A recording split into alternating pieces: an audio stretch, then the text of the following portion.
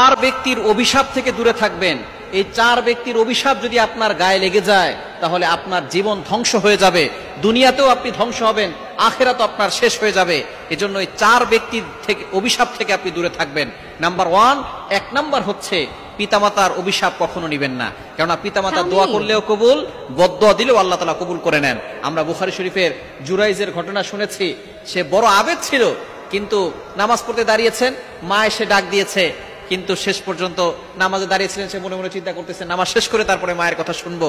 নামাজ শেষ করে দেখেন মা চলে গেছে, আবারও আসছেন, আবারও নামাজে ছিলেন, আবারও দরজা খুলে দেখেন মা চলে গেছেন। এভাবে 3-3বার ডাকার পরে মা বদদোয়া করে দিয়েছেন, আজকে তুমি তোমার মায়ের কথা শুনলে না, একজন খারাপ নারীর সাথে দেখা না হয়ে তোমার মৃত্যু হবে না। শেষ পর্যন্ত একজন পতিতার নারী, সে তাকে ফাঁসিয়ে দিয়েছিল এবং আল্লাহ পাক রব্বুল আলামিন তাকে সেখান থেকে হেফাজত করেছিলেন।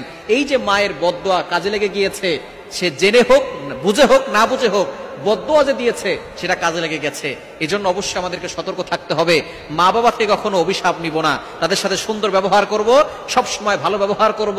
কেন আল্লাহ পাক রব্বুল আলামিন তার হকের ব্যাপারে কথা বলে তারপরে বলেছেন পিতামাতার খেদমত করতে। কোরআন খুলেন, আল্লাহ পাক রব্বুল আলামিন বলে দিয়েছেন 15 নম্বর পারা 3 নম্বর পৃষ্ঠার 6, 7, 8, 9 নম্বর লাইনগুলোতে, সূরা বানী ইসরাঈলের 23 এবং 24, 23-24 নম্বর আয়াতে রব্বুল আলামিন বলেন, ওয়াকাদা রাব্বুকা আল্লা তা'বুদু ইল্লা ইয়্যাহু ওয়া বিল ওয়ালিদাইনি ইহসানা। আল্লাহ পাক রব্বুল আলামিন প্রথমে অর্ডার করে দিয়েছেন, ফয়সালা করে দিয়েছেন, আল্লাহ তা'বুদু ইল্লা ইয়্যা, আল্লাহ ছাড়া কারো ইবাদত করা যাবে না, ওয়া বিল ওয়ালিদাইনি ইহসানা, তারপরে যে আদেশ আল্লাহ দিয়েছেন গুড ডিলিংস উইথ প্যারেন্টস, পিতামাতার সাথে ভালো ব্যবহার, গুড বিহেভিয়ার উইথ প্যারেন্টস, আপনার পিতামাতার সাথে ভালো ব্যবহার করবেন। সুতরাং তাদের অভিশাপ কখনো নিবেন না, তাহলে আপনার জীবন শেষ হয়ে যাবে। নাম্বার 2, দ্বিতীয় নাম্বার হচ্ছে মাজলুম ব্যক্তির বদদোয়া আল্লাহ তাআলা কবুল করে নেন। কখনো কারোর উপর জুলুম করবেন না। অসহায় যে সকল মাজলুম গুলো আছে তাদের অভিশাপ কখনো আপনি নিবেন না, তাহলে কিন্তু আপনি বিপদে পড়ে যাবেন। এবং 3 নাম্বার হচ্ছে ভিক্ষুকের বদদোয়া নিবেন না। ভিক্ষুক যদি আপনার উপর অভিশাপ করে ফেলে, আপনার হাতে এখন গাড়ি আছে, বাড়ি আছে, কোটি কোটি টাকার সম্পদ আছে, যে ভিক্ষা করছে আল্লাহ পাক রব্বুল আলামিন তাকে কোটিপতি বানিয়ে আপনাকে ফকির বানাতে 1 সেকেন্ড আল্লাহ সময় লাগবে না।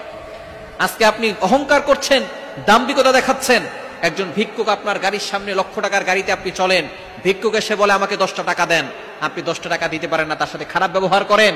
আজকে সে যে থালা নিয়ে বসে আছে, এই থালা আপনাকে ধরিয়ে আল্লাহ তাআলা রাস্তায় বসাতে পারেন। এজন্য অবশ্যই সতর্ক থাকবেন, ভিক্ষুকের অভিশাপ কখনো নিবেন না। 4 নাম্বার হচ্ছে ঠকে যাওয়া ব্যক্তির অভিশাপ। আপনি মানুষকে ঠকিয়েছেন, প্রতারণা করেছেন, কষ্ট দিয়েছেন, আপনি ধোঁকা দিয়েছেন। নবীজি সাল্লাল্লাহু আলাইহি ওয়াসাল্লাম জানিয়ে দিয়েছেন, মান গশশানা ফালাইসা মিন্না, যে ধোঁকা দেয় সে আমার উম্মত না। সুতরাং ঠকে যাওয়া ব্যক্তি, ধোঁকা খাওয়া ব্যক্তি, সে যদি বদদোয়া করে ফেলে, অভিশাপ করে দেয়, আল্লাহ পাক রব্বুল আলামিনের কাঠগড়ায় সরাসরি আযিমে গিয়ে নক করবে, আর আল্লাহ তাআলা আপনাকে দুনিয়া থেকে শাস্তি দেওয়া শুরু করবেন, আখিরাতে ভয়ঙ্কর শাস্তি রয়েছে। সুতরাং এই 4 ব্যক্তির অভিশাপ কখনো নিবেন না, তাহলে দুনিয়াও শেষ হবে, আখিরাতও শেষ হয়ে যাবে।